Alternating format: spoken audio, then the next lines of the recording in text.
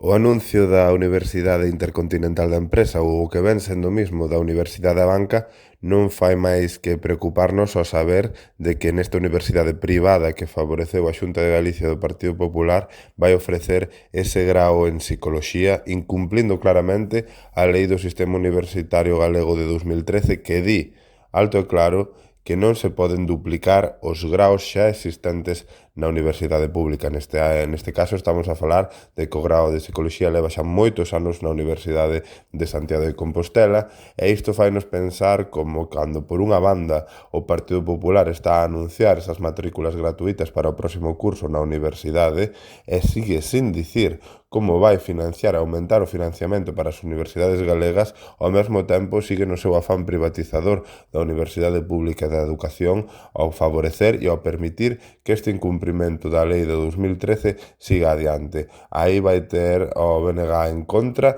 dicindo alto claro que hai que cumprir a lei e que, evidentemente, ese grao en Psicoloxía debe manterse única e exclusivamente na Universidade Pública.